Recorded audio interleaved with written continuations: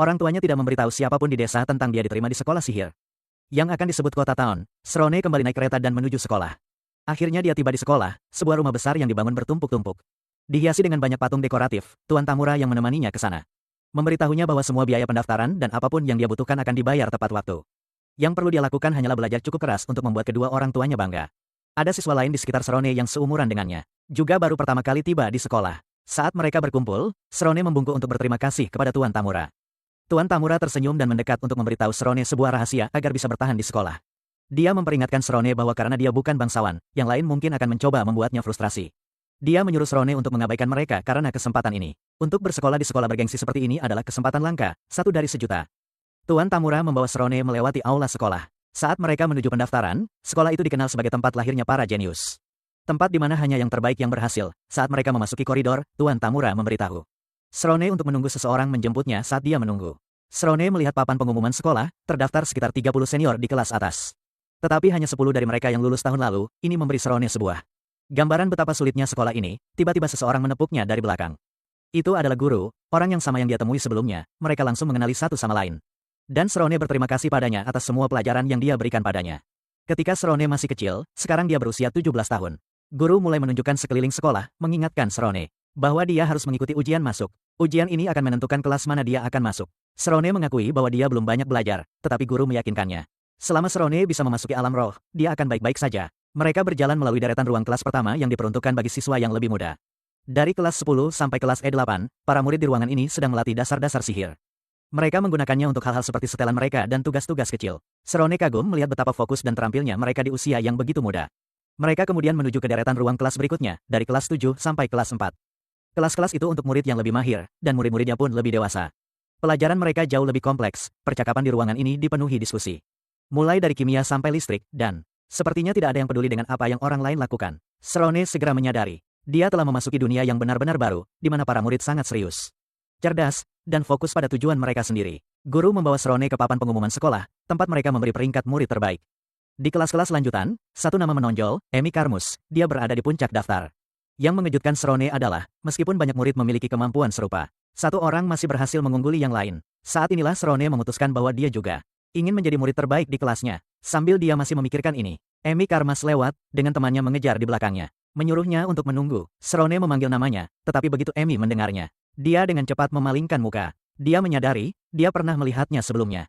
Ketika dia masih kecil, saat pertama kali dia menggunakan sihir, temannya memperhatikannya menatap dan berbisik kepada Emi. Mengatakan dia harus melihat murid baru yang tampan itu. Emi masih linglung, berkata rasanya dia pernah melihatnya di suatu tempat sebelumnya. Guru menyelam momen mereka, dan menyuruh Serone mengikutinya ke tempat ujian akan diadakan. Ketika mereka tiba, Serone melihat anak-anak kecil juga mengikuti ujian. Anak-anak ini sedang diuji untuk menentukan kelas mana mereka akan ditempatkan. Guru menyuruh Serone untuk memperhatikan bagaimana para penguji mengajukan pertanyaan mereka, dan yang terpenting, menjawabnya dengan jujur.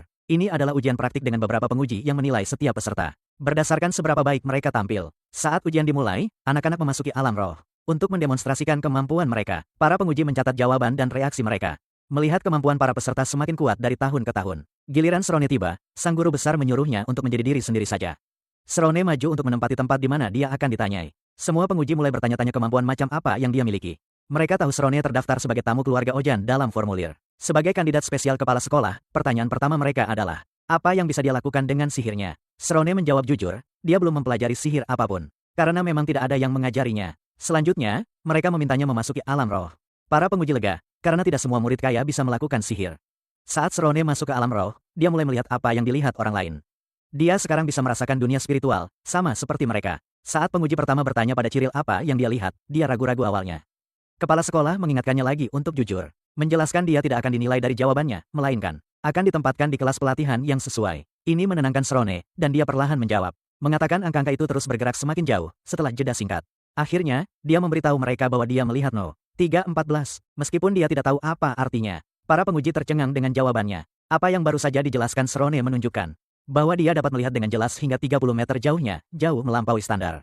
Mereka menetapkan untuk ujian. Kemampuan ini mengejutkan mereka karena menunjukkan tingkat persepsi yang tidak dimiliki sebagian besar siswa. Selanjutnya, mereka bertanya tentang warna paling cerah yang bisa dia lihat. Serone menjawab bahwa itu adalah biru, yang mengindikasikan bahwa dia adalah seorang swarmer. Tipe penyihir dengan daya tahan yang hebat. Penguji mencatat bahwa ini adalah kebalikan dari Klam. Tipe pengguna sihir dengan kemampuan yang berbeda. Kepala sekolah mendengar ini, tiba-tiba ingat apa yang dikatakan teman lamanya, kakek Klump Leon, tentang Srone. Sepertinya kemampuan Srone bahkan lebih luar biasa daripada yang dijelaskan Klump waktu itu. Para penguji bertanya kepadanya berapa banyak bola mana yang bisa dia lihat melayang di sekelilingnya. Srone menjawab dengan percaya diri bahwa dia melihat 867 bola, jumlah yang luar biasa. Dia tak perlu menjelaskan lebih jauh karena dia bisa merasakan bola-bola mana di sekelilingnya. Yang setara dengan 86,7% dari standar. Setelah interogasi selesai, para siswa diminta menunggu di luar sementara para penguji berunding di kelas mana mereka akan ditempatkan. Saat berkumpul di luar, Srone menunggu bersama yang lain, tapi para penguji tetap di dalam. Mendiskusikan kemampuan Srone secara mendalam, mereka membahas penggunaan objek amplifier miliknya. Dan cara uniknya dia melihat bola-bola mana yang bersemangat itu, yang memiliki kepadatan lebih tinggi dari perkiraan. Diskusi memanas ketika Profesor Tat menyarankan bahwa mungkin Srone melebih-lebihkan atau berbohong tentang jumlah bola mana yang bisa dia lihat. Dia menunjukkan bahwa seseorang yang tidak bisa melakukan sihir apapun. Namun entah bagaimana melihat begitu banyak bola mana mungkin saja berbohong, dasar. Karena siswa biasanya membutuhkan pelatihan dan meditasi yang signifikan di alam roh. Agar kemampuan mereka terwujud dan menjadi lebih terlihat. Seorang penguji wanita menambahkan bahwa bahkan jika Srone berbohong sekalipun, seorang siswa yang tidak dapat mendukung klaim seperti itu dengan kemampuan sihir yang sebenarnya tidak akan bisa mengikuti kelas tempat dia ditempatkan, salah satu penguji lainnya bercanda. Bertanya apakah Srone sedang berlatih menjadi monyet, menyiratkan bahwa klaimnya mungkin hanya upaya untuk pamer. Perdebatan berlanjut untuk sementara waktu. Saat mereka mencoba memutuskan kelas terbaik untuk Srone, akhirnya kepala sekolah memasuki ruangan dan bertanya apa yang telah mereka putuskan, Profesor Tat. Dengan tegas menyarankan agar Srone ditempatkan di kelas dasar, di mana dia bisa menerima pelatihan dasar dan mengembangkan kemampuannya secara bertahap. Namun, penguji lain menyadari potensi Srone, menyarankan agar dia ditempatkan di kelas 6. Kelas tingkat lebih tinggi untuk siswa yang menunjukkan janji yang signifikan. Tat tetap pada pendapatnya. Berpendapat bahwa menempatkan Srone di kelas 6 akan menjadi kesalahan. Dia percaya bahwa berada di kelas yang begitu tinggi bisa membuat ego Srone membengkak, menyebabkan dia menjadi terlalu percaya diri dan menimbulkan potensi masalah dengan pelatihannya. Dia bersikeras Srone harus mulai dari dasar dan membuktikan kemampuannya melalui kerja keras dan dedikasi setelah banyak perdebatan di antara para dosen. Masing-masing dari mereka ingin melatih Srone karena potensinya yang nyata. Ruangan menjadi semakin ramai dengan perbedaan pendapat, ada yang berpendapat bahwa bakat alaminya seharusnya menempatkannya di kelas lanjutan, sementara yang lain khawatir dia kurang pelatihan dasar. Perdebatan itu terhenti oleh suara seorang wanita tua di belakang ruangan. Dia dengan tenang menyarankan bahwa meskipun Srone memang berbakat, dia masih kurang pelatihan mendasar, yang akan membuatnya benar-benar siap untuk kelas yang lebih tinggi. Dia mengusulkan agar dia ditempatkan di kelas 7, di mana dia dapat diamati untuk sementara waktu, jika kemajuannya sesuai harapan. Dia bisa dipromosikan satu kelas pada waktunya, menemukan kelas yang cocok dengan kemampuannya. Kepala sekolah setelah mempertimbangkan saran ini setuju dengan penilaian wanita tua itu, dan mendukung penempatan Srone di kelas 7. Struktur sekolah dibagi menjadi 3 bagian dengan total 10 kelas yang berbeda. Kelas 10 hingga 8 adalah untuk siswa pemula yang masih belajar memasuki alam roh mereka. Sementara kelas 7 hingga kelas 4 adalah untuk siswa yang mempelajari dasar-dasar sihir dan cara terhubung dengan zona roh mereka. Kelompok terakhir kelas 3 hingga 1 terdiri dari siswa paling mahir yang menjalani pelatihan ketat untuk menjadi penyihir. Kelas-kelas ini adalah yang paling sulit untuk lulus, dengan hanya sejumlah kecil siswa berhasil menyelesaikan program. Keesokan harinya, Srone diperkenalkan kepada kelas barunya.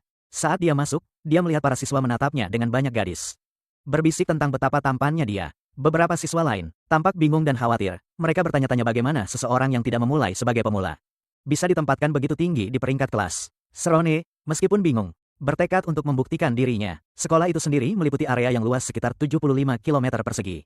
Dengan lebih dari 30 bangunan termasuk asrama untuk para siswa. Jam pelajaran berakhir pukul 5 sore setiap hari, dan ada aturan ketat tentang berada di lingkungan sekolah selama hari kerja. Para siswa tidak diizinkan meninggalkan kompleks sekolah, kecuali ada izin yang menambah kedisiplinan ketat yang dibutuhkan di sekolah ini. Akhirnya, dia sekarang memakai seragam bergengsi sekolah Aldea. Dia melihat semua kelas dan tugas memang berat, seperti yang diharapkan.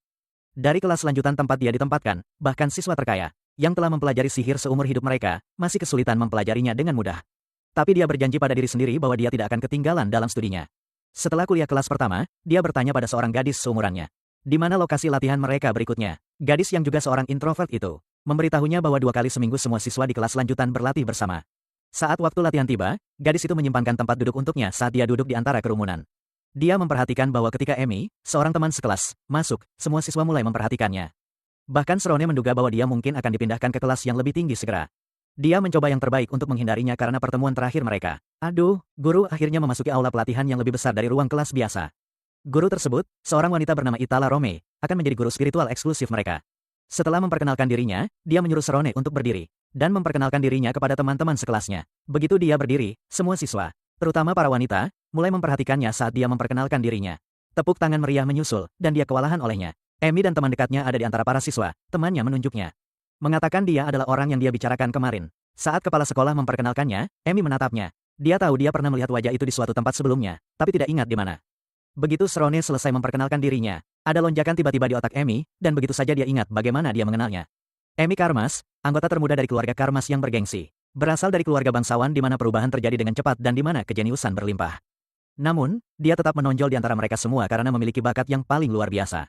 Keluarga Karma terkenal karena kemampuan unik mereka yang disebut mata merah, yang memungkinkan mereka menyerap pengetahuan dengan mudah, membuat pembelajaran mereka jauh lebih mudah daripada manusia lain. Emi selalu bisa melakukan apapun yang dia suka. Sampai suatu hari dia bertemu seorang anak laki-laki di sebuah gang, Srone.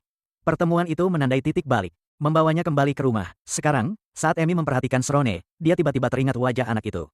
Pikirannya berlomba-lomba mencoba mencari tahu bagaimana dan di mana dia mengenalnya. Dia bahkan tidak menyadari saat dia keceplosan. Apa-apaan sih? Teman-temannya bertanya mengapa dia berkata seperti itu. Tapi Emi berbohong, mengklaim itu hanya karena dia bosan. Namun, saat teman-temannya berbalik dan terus berbicara, kekhawatiran Emi semakin dalam. Dia tahu otaknya tidak menipunya dan dia tidak bisa menghilangkan perasaan itu. Bahwa kemunculan Srone di sekolah bukanlah suatu kebetulan. Sambil merenung, dia mulai mempertanyakan bagaimana Srone berhasil masuk ke sekolah bergengsi seperti itu. Sejak saat itu, dia secara mental mengklasifikasikannya sebagai seseorang yang bukan bangsawan. Yang lebih mengkhawatirkannya adalah masa lalunya. Masa lalu yang tidak pernah ingin dia munculkan kembali bersama Srone. Sekarang, dia merasakan beban masa lalu itu, tahu dia harus melakukan sesuatu tentangnya. Dia hanya bisa menatapnya, tidak yakin apa yang harus dilakukan selanjutnya, sambil mengingat kenangan yang telah lama terkubur. Bertahun-tahun lalu ketika Emi terbiasa melakukan apapun yang dia suka sebagai seorang bangsawan, akan bergerak dengan preman. Melecehkan siapapun, terutama petani di jalanan. Salah satu petani itu adalah Srone, yang dia perintahkan premannya untuk merobek pakaiannya hanya agar dia bisa memeriksanya. Tapi sekarang, sejak berada di sekolah, Emi telah membangun pertahanan diri yang kuat. Menolak pria manapun yang mencoba mendekatinya atau berteman dengannya. Yang paling mengkhawatirkannya adalah bahwa Srone mungkin mengungkap masa lalunya, masa lalu yang sangat dia sesali. Dulu dia senang dikelilingi oleh pria, tapi sekarang dengan mempertaruhkan segalanya. Dia takut apa yang mungkin diungkapkan Srone. Guru akhirnya memulai perkuliahan, menjelaskan bagaimana siswa dapat mengubah zona roh mereka ke dalam berbagai bentuk untuk menyerang target tertentu. Dia mendemonstrasikan dengan memukul target di kelas. Sungguh mengejutkan banyak murid di kelas 7. Srone merasa bersyukur akhirnya bisa menyaksikan sihir nyata dipraktikkan dan diajarkan. Guru menyebut teknik ini sebagai zona roh. Quaternion yang terdiri dari 4 bentuk, pertahanan, serangan, silang, dan skisma. Dia menjelaskan setiap bentuk. Untuk pertahanan, jelasnya, bentuknya seperti berlian. Serangan itu serbaguna, memungkinkan berbagai serangan ofensif dari berbagai sudut. Sementara bentuk silang, memungkinkan pertempuran dari berbagai arah. Bentuk terakhir, skisma, adalah yang paling menantang. Karena dikhususkan untuk penyihir tertentu karena sifatnya yang unik. Guru kemudian mendemonstrasikan skisma dengan menciptakan alam roh. Dan yang membuat semua orang kagum, dia memisahkan tubuhnya dari pikirannya. Berjalan di luar alam rohnya. Wah, ini membuat seluruh kelas tercengang. Karena ini menentang pemahaman mereka tentang hubungan antara pikiran dan tubuh. Guru menekankan bahwa bentuk skisma memungkinkan penyihir menyerang musuh dari segala arah. Ini sangat efektif tetapi sulit dikuasai. Tambahnya, bahwa siswa di kelas 5 akan merasa ini menantang. Dan hanya mereka yang berhasil melakukan skisma akan diizinkan untuk naik ke kelas berikutnya setelah menjelaskan konsepnya. Guru meminta sukarelawan untuk mendemonstrasikan salah satu bentuk yang telah dia ajarkan. Karena tidak ada yang maju, dia memanggil siswa terbaik dari kelas 4.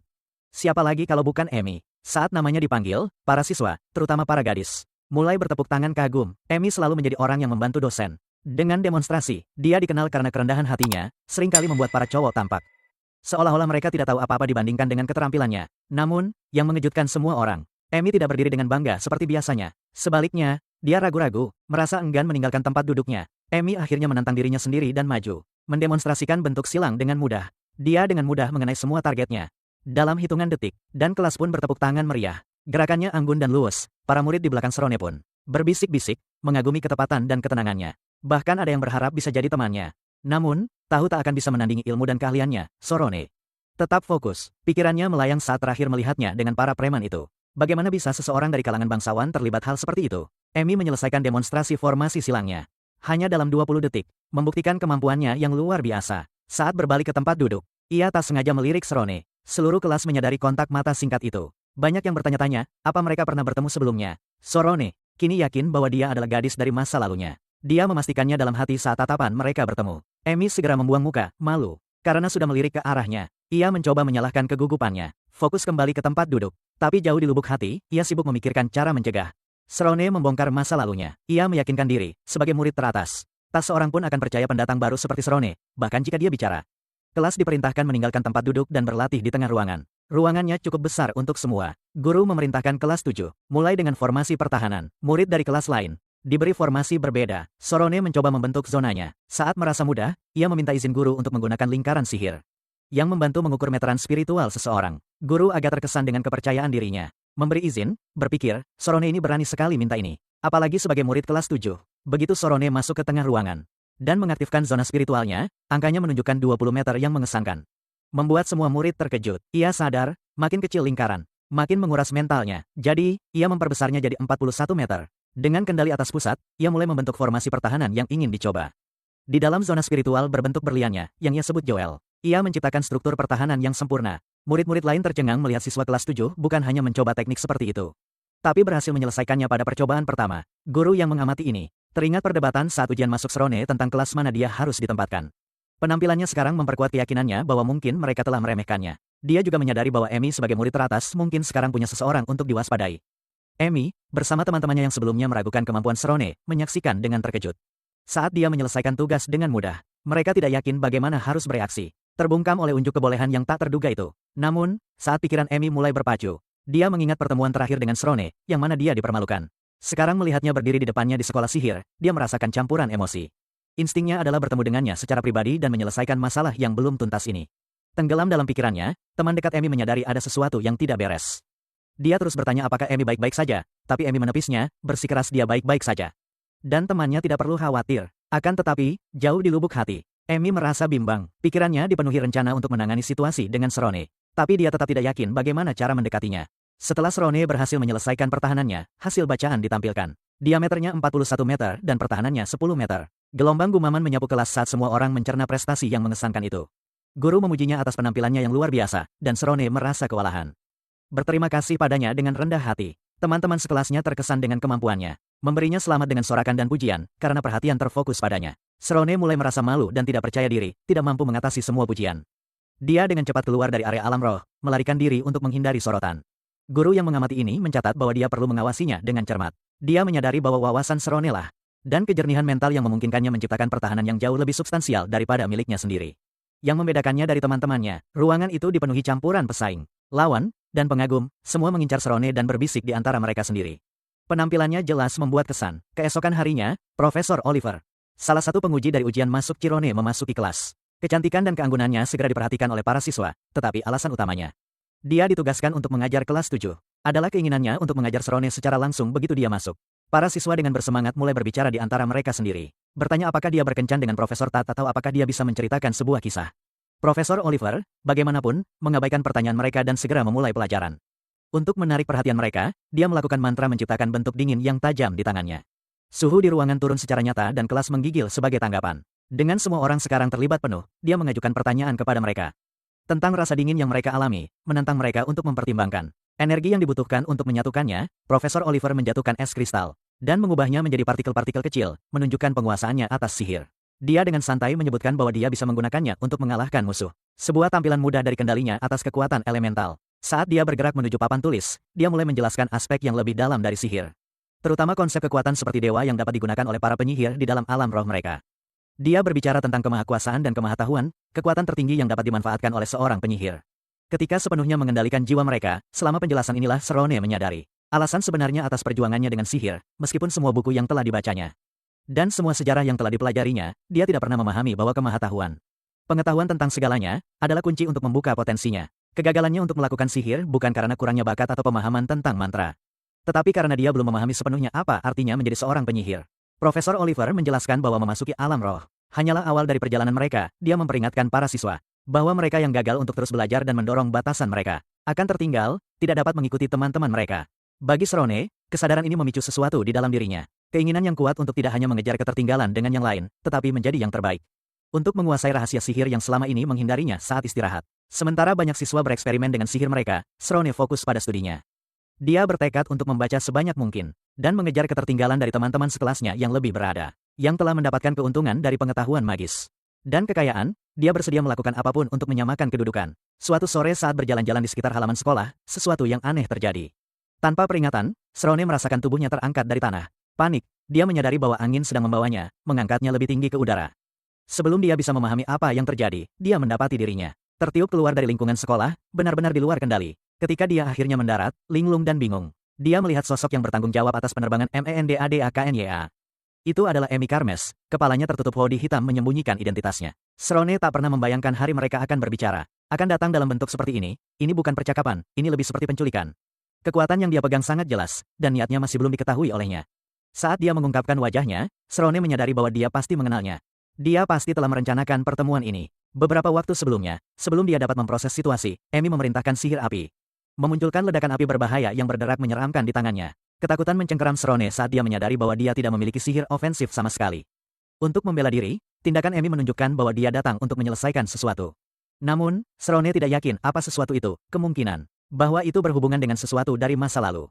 Terlintas dalam benaknya, tapi tidak ada waktu untuk memikirkannya karena Amy bersiap untuk bergerak. Saat Srone mendengarkan kata-kata Amy, dia merasakan campuran aneh antara kebingungan dan frustrasi. Dia bersikeras bahwa bukan dia yang menyarankan untuk melepas pakaiannya, ide itu.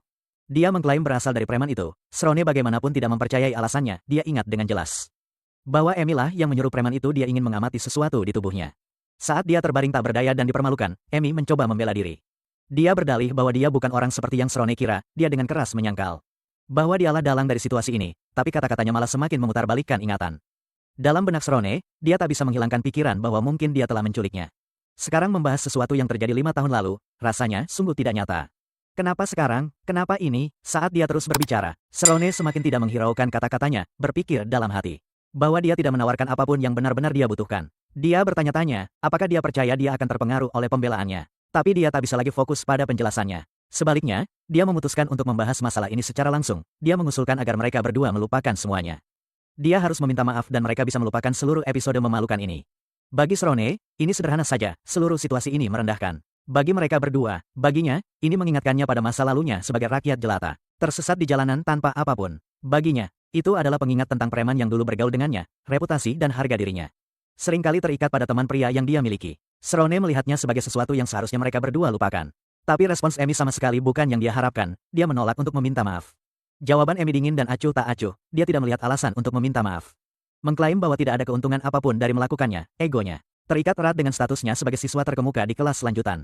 Membuatnya melihat kata-kata Srone sebagai semacam upaya untuk memikatnya atau memenangkannya. Dia tidak bisa memahami ketulusannya dan penolakannya untuk mengakui masa lalu. Hanya memperdalam jurang di antara mereka, dia membalikkan apa yang terjadi padanya. Mengatakan bahwa dia mendeteksi bahwa dia orang yang sederhana, dia memberitahunya betapa sulitnya sekolah ini.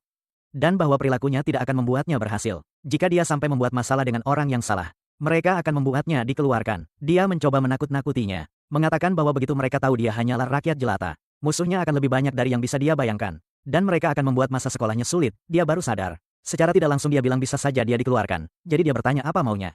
Jawabnya, dia harus tahu seberapa bisa dia dipercaya, lalu dia bilang. Dia akan membawakan kopi setiap pagi, dia langsung setuju, tapi dalam hati. Dia sadar, gadis itu sama dengan yang dia temui 5 tahun lalu.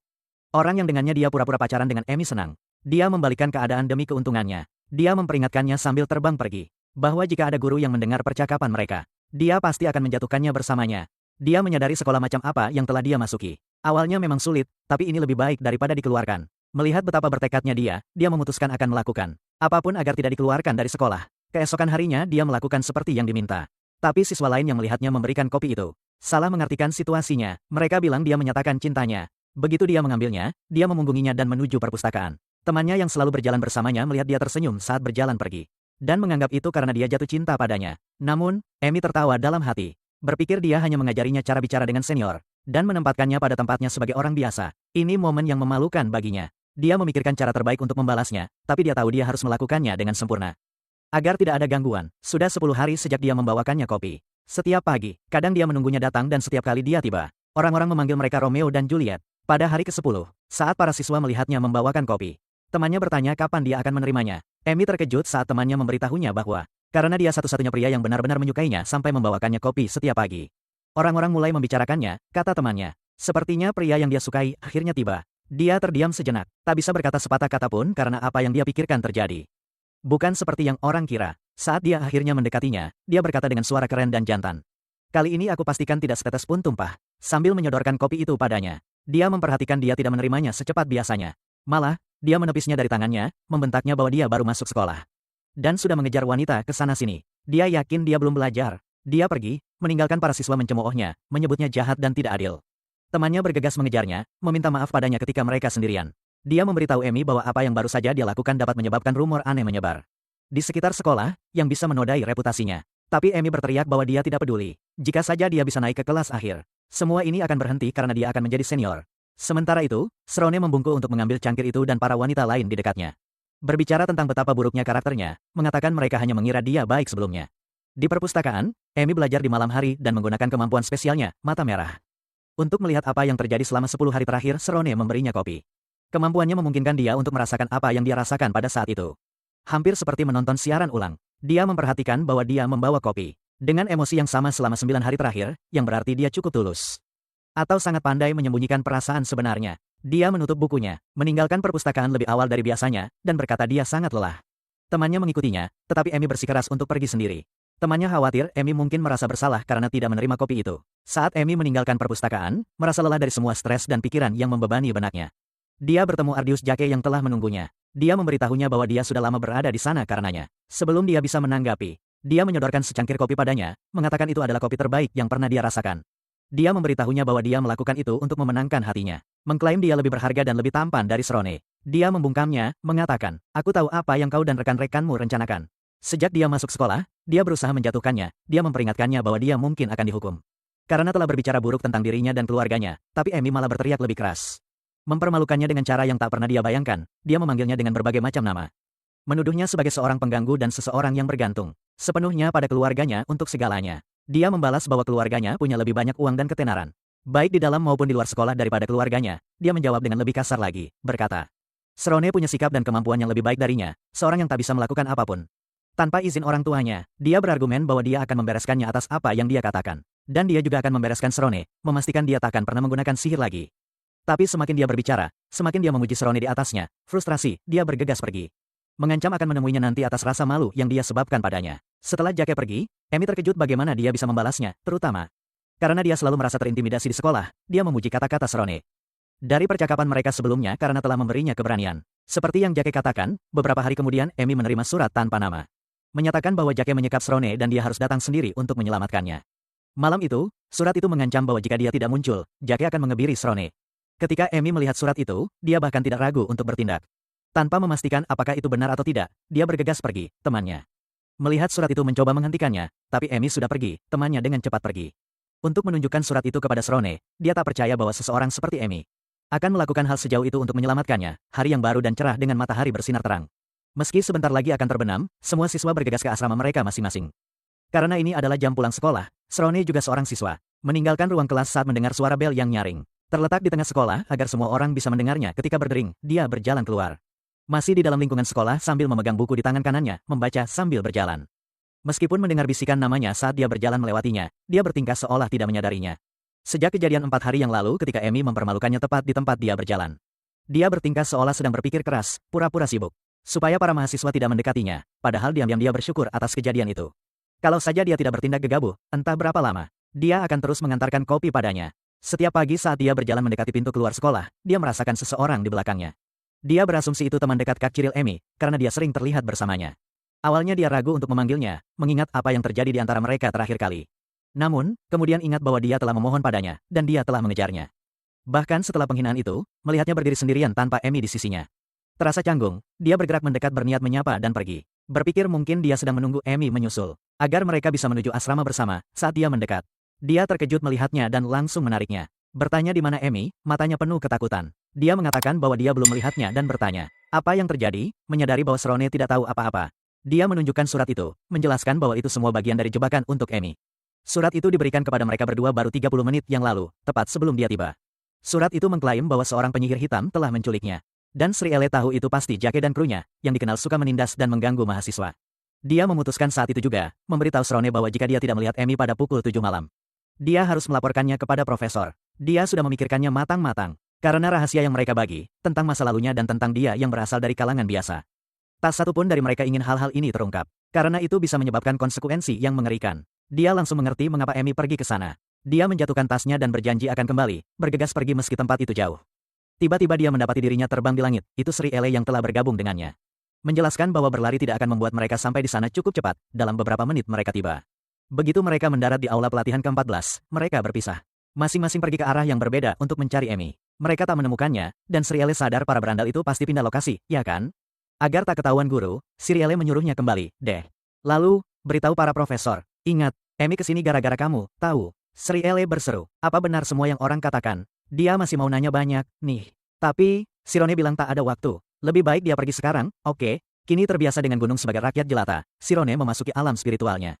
Dan mencari jejak terakhir mereka, terus menelusuri jalan mereka. Setelah beberapa lama, dia melihat asap mengepul di kejauhan. Tak jauh dari tempat Emi seharusnya berada. Emi bersama Jake. Jake bersiap melemparkan mantra api pertamanya padanya, malah meleset. Mereka terus ngobrol. Ketika anggota kelompok mereka yang lain muncul dengan gaya terbang dramatis. Memuji Jake karena berhasil menipu seseorang seperti Emi. Total ada 5 orang dengan Jake sebagai pemimpin mereka.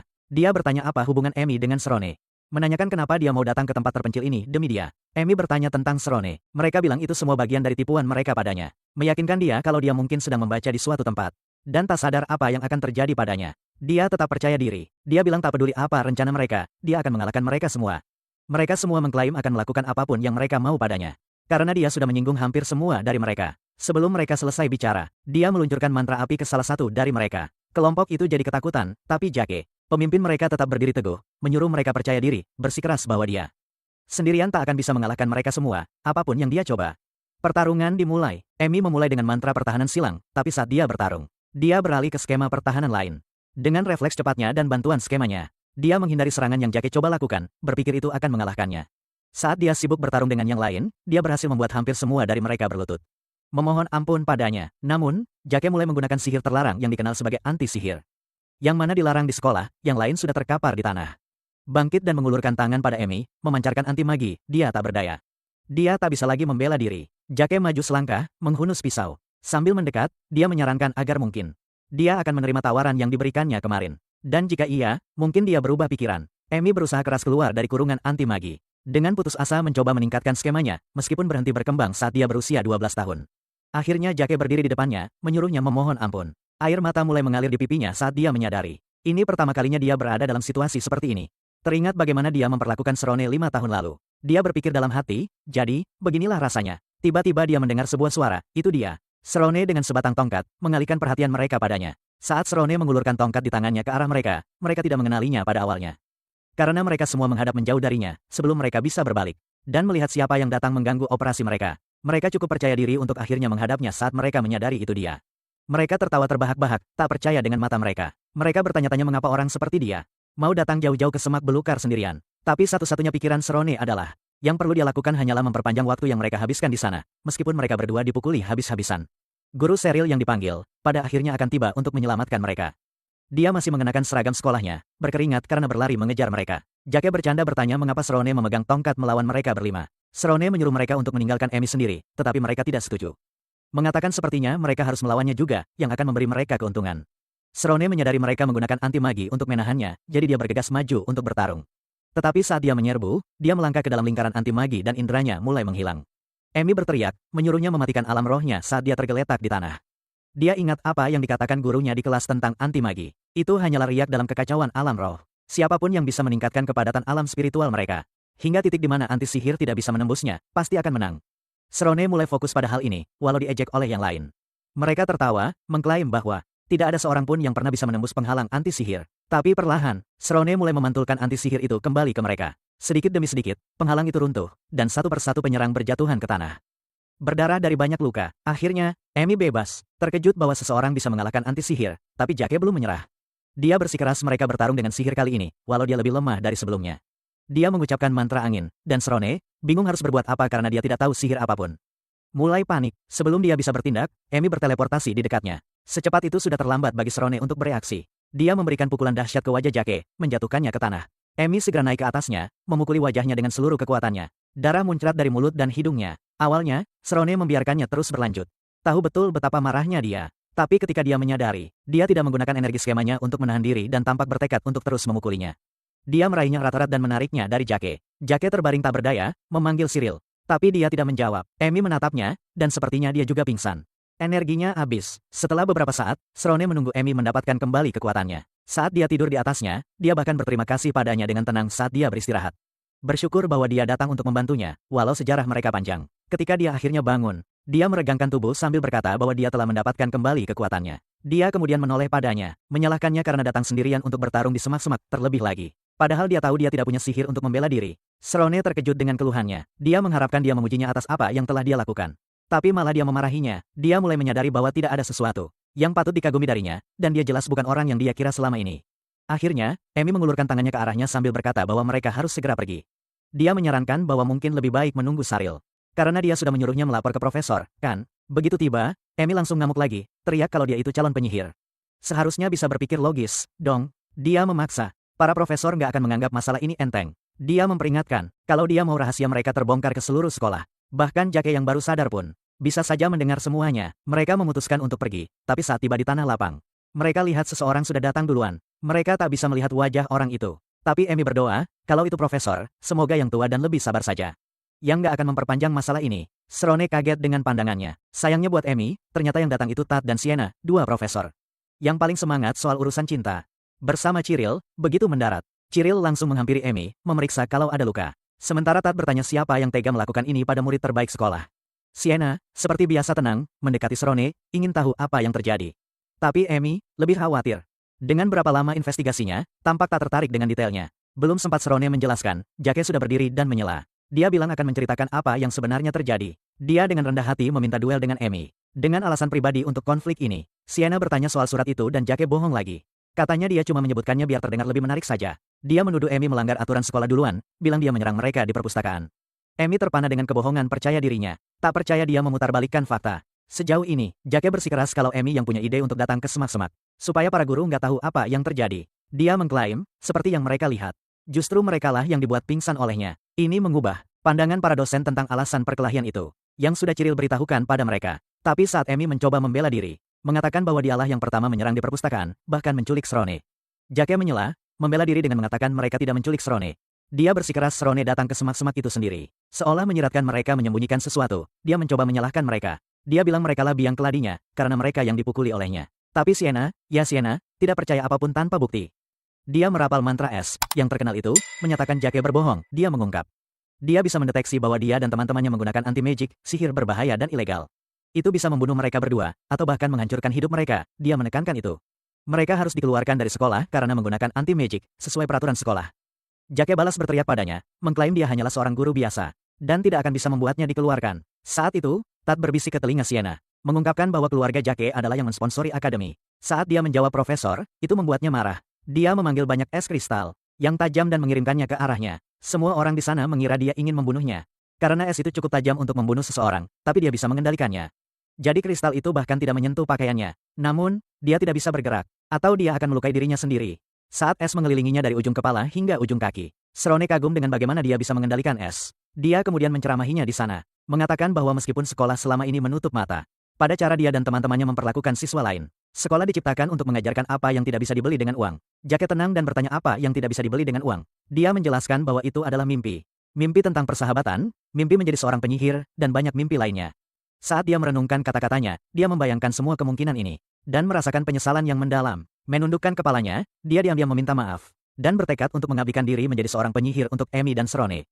Alasan utama untuk semua yang terjadi sekarang adalah mereka duduk di depan Tat, yang menanyai mereka tentang apa hubungan mereka sebenarnya. Dia heran mengapa mereka mengirim seorang junior ke semak-semak, sendirian untuk menyelamatkan seorang senior. Sebelum mereka bisa menjawab, Emi dengan polosnya berkata, dia pacarku. Semua orang di ruangan terkejut, termasuk Srone, karena mereka tidak merencanakan ini bersama. Temannya, Cheryl, bersama dengan dua guru lain yang hadir, juga kaget. Mereka tahu dia sebagai seseorang yang tidak punya waktu untuk cowok. Dan bertanya-tanya sudah berapa lama mereka berkencan setelah insiden itu, Cheryl, yang hanya tahu setengah dari apa yang terjadi di semak-semak, mulai menyebarkan rumor kencan. Mengubahnya menjadi dongeng tentang bagaimana Srone menyelamatkan Emi dari para pria yang mengganggunya dan bagaimana dia mengalahkan mereka. Bukan hanya itu, sekolah. Papan pengumuman sekarang dipenuhi dengan segala macam cerita tentang kejadian di semak-semak. Dan ruang interogasi, meskipun teman-teman Emi senang untuknya, mereka juga menyadari perubahan sejak dia setuju untuk berkencan dengan Chirone. Semua anak laki-laki yang dulu mengganggunya telah secara drastis mengurangi perhatian mereka padanya. Kisah cinta yang mereka bagikan telah berubah menjadi versi yang beredar di antara para siswa, membuat Emi dan Srone semakin dicintai oleh teman-teman mereka beberapa hari sebelumnya. Selama interogasi dengan Profesor Tat, dia tidak percaya seseorang seperti Emi akan berkencan. Terutama seorang siswa baru yang baru saja bergabung. Emi menanggapi dengan menjelaskan bahwa mereka sudah saling kenal sejak kecil. Ketika Profesor tampak skeptis, Emi menyentuh kaki Srone di bawah meja sebagai isyarat. Dia menegaskan pernyataannya. Setuju bahwa mereka sudah saling kenal selama bertahun-tahun. Mereka berdua memutuskan bahwa lebih baik berpura-pura saling mencintai daripada membiarkan rahasia mereka terungkap. Ini meyakinkan para profesor dan mereka percaya cerita mereka adalah penjelasan yang valid. Mengapa mereka saling membantu? Akting mereka sangat meyakinkan sehingga bahkan Saril, yang merupakan salah satu teman terdekat Emi, percaya kebohongan itu. Hanya Emi dan Srone yang tahu kebenaran. Meskipun mereka tidak berada di kelas yang sama, satu-satunya kelas yang menyatukan mereka adalah kelas pelatihan. Selama waktu inilah ikatan mereka tumbuh semakin dekat. Dan mereka mulai berbicara satu sama lain setiap kali mereka bertemu di tempat-tempat tertentu di sekitar sekolah. Meskipun Srone terus menyapa Emi dan temannya, dengan nada hormat setiap kali dia melihat mereka. Emi menyuruhnya untuk berhenti menggunakan formalitas seperti itu di sekolah karena mereka berpura-pura berkencan. Demi membuat hubungan mereka tampak meyakinkan, perubahan ini malah membawa masalah baru bagi Srone. Rumor tentang hubungannya dengan Emi beredar luas di sekolah. Rumor itu muncul karena prestasi akademiknya yang mengenaskan, apalagi setelah seorang teman sekelasnya melihat hasil ujian tengah semesternya yang menempatkannya di urutan terakhir. Ketidakmampuannya menggunakan sihir malah memicu spekulasi lebih lanjut. Teman-teman sekelasnya mulai percaya bahwa Srone diterima melalui jalur khusus, melewati prosedur normal, yang konon juga menjelaskan mengapa dia berkencan dengan seseorang seperti Emi yang punya latar belakang bagus. Padahal, sepertinya mereka tidak punya kesamaan sama sekali. Rumor ini pun menyebar dengan cepat. Banyak teman sekelasnya mulai menjauhinya. Namun, Srone lebih khawatir tentang Emi. Dia berharap Emi tidak terseret ke dalam gosip selama sesi latihan. Teman-teman sekelasnya terus menjaga jarak. Untungnya, lapangan pelatihan lanjutan ini cukup luas bagi Srone untuk duduk menjauh dari mereka. Dan menjaga jarak. Saat latihan berlanjut, dia bisa fokus pada dirinya sendiri. Meskipun sulit baginya untuk tidak merasakan beban karena diisolasi. Sebelum salah satu sesi latihan, Srone merenungkan kelas sebelumnya. Mengingat percakapannya dengan Profesor Atela, seorang instruktur wanita. Saat dia memasuki kelas, Srone berdiri di dekat pintu masuk. Dan berbicara dengannya tentang perjuangannya. Dia mengakui bahwa dia merasa seperti kehilangan kesadaran. Setiap kali dia mencoba melakukan sihir menyimpang, sehingga menyulitkannya untuk menyelesaikan mantra. Profesor Atela mendengarkan dengan seksama, kemudian menjelaskan bagaimana dia harus menghadapinya lain kali dia menghadapi kesulitan. Dia menyarankan agar dia melakukan sihir di zona imaji, untuk memastikan apakah dia memahami tekniknya, yang menurutnya mungkin bisa membantunya mengatasi tantangannya. Dia merasa enggan untuk mendekat ke depan, karena dia memperhatikan bagaimana reaksi teman-teman sekelasnya terhadapnya. Tapi Profesor Atela tidak khawatir. Dia sadar bahwa dia menjadi sensitif terhadap pendapat teman-temannya. Sesuatu yang tidak terjadi sebelumnya, bahkan selama kelas pertamanya. Srone mampu mencoba contoh-contohnya sendiri. Namun, yang membuat profesornya terkejut, dia setuju pergi ke zona gambar untuk melakukan sihir. Dia memintanya untuk memeriksa apakah dia melakukannya dengan benar. Loh. Kali ini, Srone tetap satu-satunya di kelasnya. Anak kelas 7 yang mampu melakukan semua formasi yang diajarkan profesor. Saat dia berjalan menuju zona gambar, teman-temannya mulai bergosip tentang dia. Mereka bilang mungkin dia mencoba menarik perhatian Emi lagi, seolah cuma itu yang bisa dia lakukan. Meski begitu, Srone tetap fokus pada tugasnya. Dia meyakinkan dirinya sendiri bahwa jika dia bisa melakukan keempat formasi dengan sempurna seperti yang dijelaskan guru, dia mungkin punya kesempatan lebih baik untuk naik tingkat atau setidaknya memperbaiki nilainya. Dia mulai dengan formasi paling sederhana, dan saat dia merapalkan mantra, para siswa tingkat atas di kelas itu terkesima dengan apa yang mereka lihat. Dia maju melalui formasi, beralih ke yang terakhir, formasi menyimpang. Saat dia bersiap melakukan formasi menyimpang, para siswa berbisik-bisik di antara mereka sendiri. Mereka bertanya-tanya apakah seseorang di kelas 7 benar-benar bisa melakukannya, soalnya biasanya butuh siswa kelas 5 minimal untuk mencoba mantra seperti itu, selagi dia menunggu momen yang tepat. Keraguan mulai merayapi pikiran Srone, dia khawatir jika dia gagal. Semua orang yang tadinya menyemangatinya akan berbalik meninggalkannya. Pikirannya tercermin pada formasinya, dan Emi menyadari keraguannya. Emi tahu ada yang salah, dia sudah melihat apa yang mampu dia lakukan, apalagi saat mereka menghadapi penyihir hitam, Jake dan kelompoknya, dan dia tahu ini bukan seperti Srone yang biasanya. Menarik napas dalam-dalam, Srone meyakinkan dirinya sendiri. Dia mengingatkan dirinya sendiri bahwa dia datang ke akademi untuk menjadi seorang penyihir. Dan dia tidak boleh takut pada apa yang orang lain pikirkan jika dia benar-benar ingin berhasil. Dengan tekad baru, dia memulai formasi menyimpang, dan untuk sesaat mantra itu berhasil, meskipun hanya bertahan 4 detik. Srone berhasil memisahkan kesadarannya sepenuhnya. Sebelum menghilang, membuat semua orang di kelas terpukau dengan pencapaiannya. Profesor Atela senang dengan kemajuan Srone, dan setelah kelas, dia melaporkan kesuksesannya kepada Profesor Sienna yang sedang membaca laporan Jake di kantornya. Laporan Jake merinci bagaimana meskipun anti-sihir digunakan terhadap Chirone, dia berhasil mengalahkan 6 penyerang hanya dengan menggunakan form pertahanan. Dia menyalurkan kesadarannya yang lebih luas, hebat. Profesor Atela mengungkapkan betapa bangganya dia pada Srone, dan menyarankan kepada Profesor Sienna bahwa mungkin mereka harus menemukan cara untuk lebih memotivasinya agar belajar lebih giat nanti di kelas. Profesor Sienna mengumumkan bahwa Srone akan naik 2 kelas. Langsung ke kelas 5, meskipun pernah ada kasus promosi dini, tidak ada yang menyangka dia akan naik 2 tingkat sekaligus. Berita ini menyebabkan keributan di antara teman sekelas Srone. Mereka mulai menentang keputusan guru, berargumen bahwa Srone hanya tahu 4 bentuk pertahanan, dan tidak punya mantra sihir apapun untuk dipamerkan. Profesor Sienna terkejut, mengakui dia tidak menyadarinya, seorang siswa lain angkat bicara. Mengklaim bahwa Srone hanya bagus dalam pekerjaan praktik. Dan jika mereka melihat penilaian teoritisnya, dia yakin dia berkinerja lebih baik. Banyak siswa lain ikut mengeluh. Sebagai tanggapan Profesor Sienna memberitahu kelas, dia akan mengadakan pertemuan dengan profesor lain untuk mengevaluasi kembali keputusan mereka. Dan akan memberitahu kelas tentang putusan akhir mereka saat Sienna berjalan kembali ke kantornya. Dia merenungkan reaksi kelas, dia mengerti. bahwa wajar bagi siswa untuk memprotes ketika mereka percaya suatu keputusan tidak adil. Tetapi dia bisa merasakan bahwa penentangan terhadap promosi Serone bersifat emosional. Bukan berdasarkan logika, tepat ketika dia memasuki kantornya, salah satu teman sekelas Serone, Maria masuk dan tampak menyesal. Maria tidak berbicara selama protes kelas. Tapi dia merasa bersalah karena tidak membela Serone ketika yang lain menuduh para profesor mempromosikannya karena dugaan kekayaan keluarganya. Siswa lain berasumsi dia pasti kaya untuk bersekolah di akademi, meskipun tidak tahu apa-apa tentang latar belakangnya yang sebenarnya. Maria, seorang wanita lembut, dengan rambut sewarna dengan Profesor Sienna, duduk di kursi siswa. Di seberang meja guru, air mata tiba-tiba mengalir deras di wajahnya. Profesor Sienna merasakan keseriusan situasi ini, memberi Maria waktu untuk menunjukkan kerapuhannya, mundur perlahan, dan menunggu dia menenangkan diri, seperti yang diperkirakan, begitu Maria selesai menangis. Dia mulai berbicara dan kata-katanya keluar seperti pengakuan. Dia mulai menjelaskan semua yang telah terjadi di kelas, dan jika ada yang mendengarkan, mereka mungkin salah mengira dia sebagai orang yang dibujuk. Untuk mengungkapkan sesuatu, Maria menceritakan kejadian-kejadian itu. Dimulai dengan rumor tentang Serone dan Amy berpacaran yang mulai beredar seminggu lalu. Awalnya teman-teman sekelasnya mulai mengabaikan Serone tanpa alasan yang jelas. Beberapa hari kemudian, seorang anak laki-laki di kelas mulai menyebarkan rumor yang lebih jahat tentangnya. Dan segera yang lain mulai mengganggu studinya, membuat situasinya menjadi lebih buruk. Maria menjelaskan bagaimana satu persatu teman sekelas Serone memunggunginya, mengisolasinya meskipun dia berusaha untuk tetap fokus. Maria menangis saat dia berbicara tentang perundungan, merasakan ketidakadilan itu semua. Dia mengakui bahwa dia berencana untuk tetap diam, tetapi ketika dia mendengar tentang promosi Serone, dia merasa lega, berpikir dia akhirnya akan bebas dari perlakuan buruk mereka. Akan tetapi, ketika kelas memprotes promosinya, Maria tidak tahan lagi. Dia tahu dia harus berbicara, jadi dia datang ke Profesor Sienna, bertekad untuk berbagi kebenaran dan tidak lagi memihak yang lain di kelas. Profesor Sienna mendengarkan dengan tenang, ekspresinya mengeras dengan pengertian. Dia berterima kasih kepada Maria karena telah maju dan menjelaskan apa yang sebenarnya terjadi. Di kelas, Sienna merasakan kelegaan karena mengetahui bahwa dia sekarang memiliki gambaran lengkapnya. Dan dapat mengambil tindakan yang tepat, dia mengantar Maria ke pintu kantornya. Meyakinkannya bahwa dia akan mengatasi masalah ini dan memastikan langkah-langkah yang diperlukan diambil untuk memperbaiki situasi ini. Maria mengangguk, berterima kasih atas dukungan guru dan pergi dengan yakin bahwa kebenaran akan didengar. Ceroni mulai begadang didorong oleh buku yang dibacanya. Sarjana Agung yang ditulis oleh ahli fisiologi, Torkilin, menurut Torkilin. Untuk mencapai status Sarjana Agung, seseorang tidak boleh tidur lebih dari 4 jam sehari. Konon katanya, dengan maksimal 6 jam, buku itu mengklaim remaja itu seperti manusia super. Mereka punya kemampuan untuk melakukan apapun yang mereka inginkan, tahu. Dan mencapai status itu ada dalam jangkauan mereka. Terinspirasi oleh kata-kata ini, Cirano mulai belajar dan membaca sampai tengah malam setiap hari di perpustakaan, sendirian melulu. Saat berjalan kembali ke asramanya dalam sunyinya malam, dia sering memikirkan kata-kata Mr. Timur yang pernah dia katakan padanya, bahwa dia akan menghadapi tantangan di sekolah, tetapi jika dia tetap teguh dan terus berjuang, dia akhirnya akan mencapai tujuannya. Kata-kata ini bergema di benaknya, bukan hanya demi dirinya sendiri, tetapi juga untuk orang-orang yang percaya padanya. Orang tuanya, keluarga Oyen, dan lainnya yang telah menaruh kepercayaan padanya.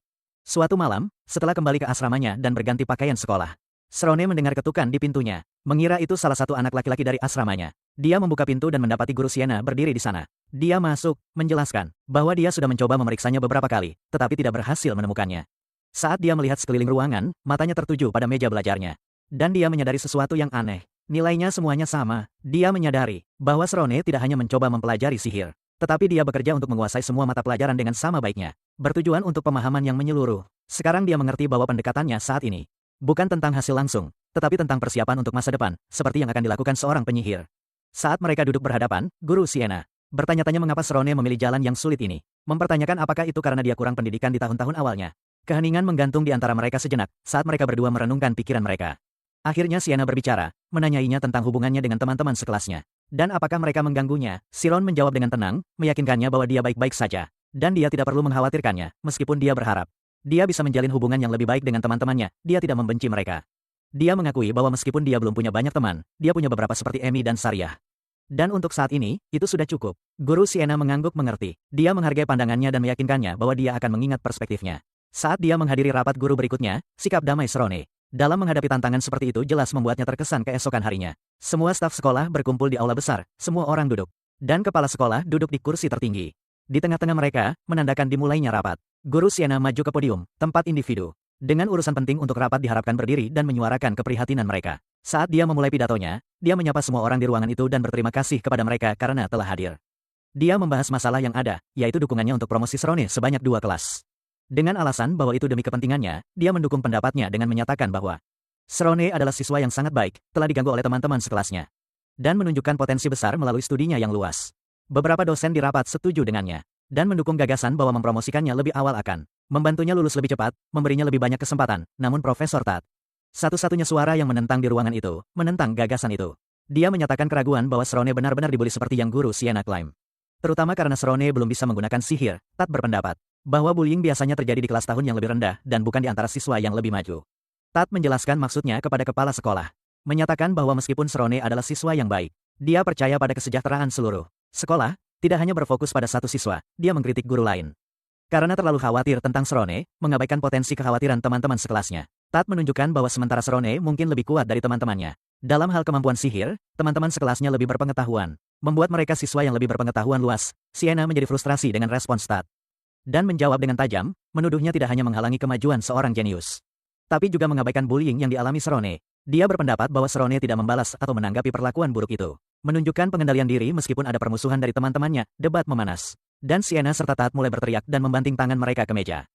Karena frustrasi, para dosen lain yang sudah terbiasa dengan perselisihan mereka hanya menonton dalam diam, tahu bahwa keduanya terkenal karena pandangan yang bertentangan. Dan kepribadian yang berapi-api, jelas bahwa bentrokan ini hanyalah contoh lain dari debat intens mereka yang biasa. Saat perdebatan antara guru Sienna dan Profesor Tat semakin keras, kepala sekolah yang duduk di depan mengangkat tangannya dan menuntut keheningan. Kehadirannya yang memerintah menenangkan ruangan seketika, dan Sienna serta Tat dengan enggan kembali ke tempat duduk mereka, kepala sekolah memulai pidatonya. Mengakui kedua sisi perdebatan, dia menyatakan bahwa dia telah mempertimbangkan dengan cermat poin-poin yang disampaikan oleh kedua guru. Dia memahami argumen Sienna tentang tidak membiarkan bakat Serone terbuang sia-sia dan memberinya kesempatan untuk bersinar. Namun, dia juga menghargai perspektif Tat bahwa fokus utama sekolah harus pada kesejahteraan keseluruhan para siswa, serta kesehatan jangka panjang institusi. Kepala sekolah menekankan bahwa adalah tanggung jawabnya untuk memastikan bahwa keputusan dibuat tidak hanya berkaitan dengan individu, tetapi dengan komunitas yang lebih besar. Setelah beberapa pertimbangan, kepala sekolah dalam perannya sebagai pemimpin mengusulkan solusi yang disetujui kedua belah pihak. Dia menyarankan agar alih-alih membuat keputusan sepihak untuk mempromosikan Serone, mereka harus menerapkan metode yang adil dan terstandarisasi. Ujian promosi untuk semua siswa di kelas 7. Ujian ini akan berfungsi sebagai ukuran kemampuan dan pengetahuan magis mereka, memberikan kesempatan yang sama bagi semua siswa untuk membuktikan kelayakan mereka. Dengan usulan ini, kepala sekolah mengakhiri pertemuan, dan para guru menyetujui keputusan tersebut. Keesokan harinya, administrasi sekolah memasang pemberitahuan resmi di papan pengumuman sekolah. Pengumuman ini membuat para siswa heboh. Ternyata ujian kenaikan kelas hanya untuk siswa kelas 7. Hanya mereka yang lulus ujian yang bisa naik ke kelas 5. Kriteria kelulusannya fokus pada dua hal utama: kemampuan sihir, khususnya aliran mantra, dan pengetahuan sihir tingkat lanjut. Ujiannya mencakup mantra teleportasi, mantra sulit tingkat tinggi. Dengan tujuan membatasi lingkup ujian, penyebutan teleportasi ini menyebabkan riak gumaman di antara para siswa.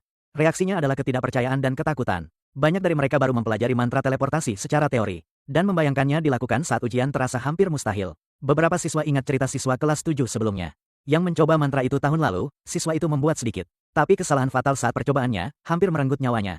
Hanya berkat intervensi cepat tim medis sekolah, siswa itu selamat. Kisah ini hanya meningkatkan kecemasan, dan banyak siswa mulai panik saat berita menyebar. Beberapa siswa sudah menganggap ujian ini sebagai latihan kegagalan. Percaya bahwa administrasi sekolah telah mengatur ujian ini agar semua orang gagal. Tekanan situasi ditambah dengan kesulitan mantra, membuat seolah-olah tidak ada peluang untuk sukses. Beberapa siswa bahkan bertanya-tanya, apakah ada di kelas 7 ini yang mampu lulus ujian, apalagi menguasai mantra teleportasi. Di tengah lautan kegugupan dan ketidakpastian ini, berdiri Serone, yang meskipun terlambat, berjalan melalui lorong dengan tenang dan penuh percaya diri. Saat dia melewati teman-teman sekelasnya, mereka secara naluriah menjauh darinya, memberinya ruang. Seolah-olah mereka sudah mempersiapkan diri untuk kegagalan. Serone berjalan dengan sengaja menuju papan pengumuman. Hati-hati agar tubuhnya tidak menyentuh siapapun, sadar akan dinding tak terlihat. Teman-teman sekelasnya telah mendirikan di sekelilingnya ketika dia akhirnya mencapai papan pengumuman.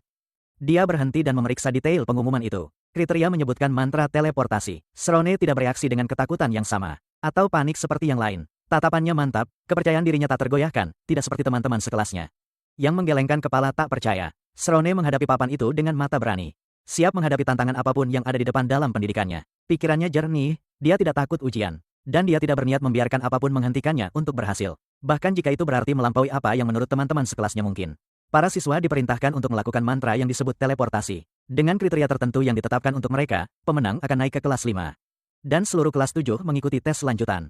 Para siswa berdebat bahwa mantra itu tidak mudah dalam praktik, hanya di atas kertas. Seorang siswa tidak setuju, mengingatkan yang lain tentang seorang teman yang berakhir di rumah sakit selama setahun setelah berlatih mantra teleportasi. Ini membuat para siswa patah semangat dan mereka mulai ragu bahwa ada di antara mereka yang akan lulus ujian. Mengingat kriteria, teleportasi dikenal sebagai insiden pengucilan kelas 7. Topik diskusi bahkan di antara kelas yang lebih tinggi. Amy memperhatikan betapa kekanak-kanakannya kelas 7, mengingat bahwa sesuatu yang serupa hampir terjadi padanya. Namun, dia berhasil naik ke kelas 6 dalam waktu singkat. Dia memberitahu para siswa bahwa akan sangat sulit bagi mereka untuk mempelajari mantra itu. Tetap saja, Emi menambahkan bahwa teleportasi terlalu berbahaya bagi seseorang yang belum pernah belajar sihir sebelumnya. Sambil berjalan, dia berpikir dalam hati bahwa jika Serone tidak mempelajari mantra itu sendiri, dia tidak pantas untuk berkencan dengannya. Sementara Emi bergerak dari satu tempat ke tempat lain. Dia diperhatikan dan ditangkap oleh profesornya, yang sedang dalam perjalanan untuk berbicara dengan seseorang secara pribadi. Profesor itu bertanya, mengapa Emi tidak bersekolah seperti yang diharapkan? Emi dan profesor sama-sama khawatir tentang Serone, terutama karena dia belum pernah belajar sihir sebelumnya. Emi menjelaskan bahwa akan terlalu berbahaya baginya untuk berpartisipasi dalam tes teleportasi. Dia melanjutkan dengan menjelaskan bahwa teleportasi adalah sihir tipe cahaya. Ditemukan melalui penelitian teori protonisasi. Cahaya bergerak dengan kecepatan tertinggi di alam semesta. Karena tidak ada yang bisa melampaui kecepatan cahaya, mantra teleportasi ini menggunakan kecepatan ini untuk bergerak menembus ruang dan waktu, meskipun terdengar muluk. Seorang siswa pemula sebenarnya bisa melakukannya dengan sukses dengan pemahaman yang benar. Mantra teleportasi ini terbagi menjadi 4 teori. Masing-masing penting untuk memahami seluk-beluknya. Inti dari teori ini adalah kecepatan kuasi. Cahaya diperlukan untuk melakukan teleportasi. Tapi kuncinya bukan mencapai kecepatan penuh cahaya, hanya memahami 1/10-nya saja. Tantangan sebenarnya, seperti yang dijelaskan Profesor Oliver, bukanlah pembelajarannya, tapi dampaknya. Ini adalah keseimbangan kontrol yang rumit karena seseorang harus mampu memanfaatkan dan mengarahkan energi tanpa menyebabkan pelepasan kekuatan yang dahsyat. Inilah yang membuat mantra ini sangat berbahaya. Dan tidak mengherankan kalau itu dilarang di lingkungan sekolah. Setelah mendengar penjelasan ini, Serone mulai mengerti mengapa teleportasi adalah mantra terlarang, bukan hanya karena kesulitannya, melainkan potensi bahaya yang sangat besar jika tidak dieksekusi dengan benar, Profesor. Kemudian menyarankan metode untuk mempraktikkan mantra di atap sekolah. Dia menjelaskan bahwa tes tersebut akan melibatkan balapan dari satu puncak ke puncak lainnya. Tujuannya adalah mencapai sisi lain secepat mungkin. Para siswa di kelas 7 berada pada posisi yang kurang menguntungkan. Karena akan sulit bagi mereka untuk bahkan mencapai sisi lain sama sekali. Akan tetapi, siswa yang melakukan perjalanan terjauh akan lulus ujian. Serone menyadari keterbatasannya sendiri, mengungkapkan keraguannya, mengatakan bahwa dia tidak bisa berpartisipasi dalam tes karena kriteria yang menantang. Profesor Oliver melihat keengganannya, meminta maaf mengakui bahwa ambisinya lah yang telah menempatkan Serone dalam posisi yang sulit. Dia seharusnya berada di kelas 5, di mana tantangannya tidak terlalu menakutkan. Terlepas dari permintaan maafnya, dia memberitahu Serone bahwa dia akan menjadi instruktur pribadinya, membantunya mempersiapkan diri untuk ujian.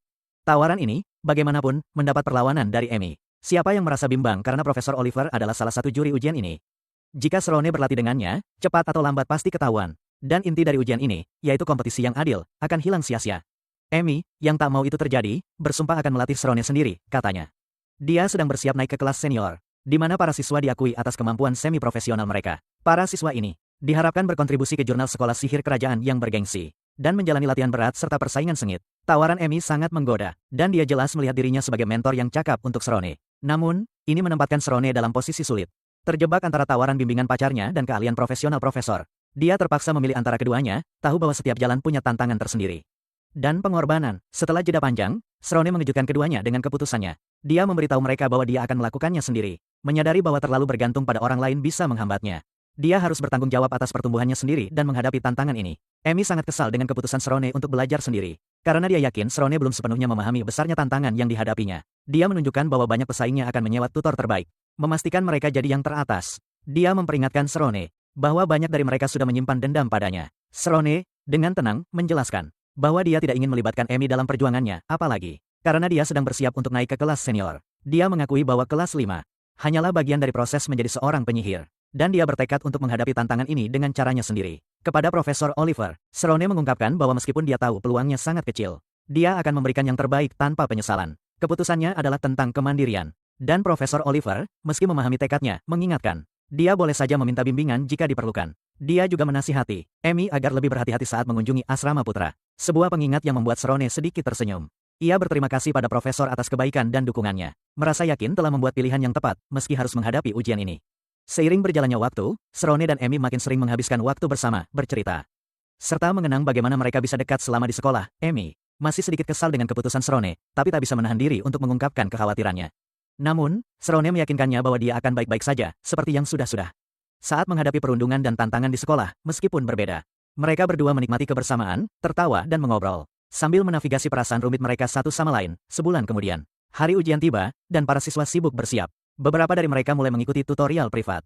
Sebagai upaya terakhir untuk mempelajari cara berteleportasi, waktu semakin menipis dan tekanan semakin meningkat. Lapangan sudah siap dengan 20 siswa berbaris.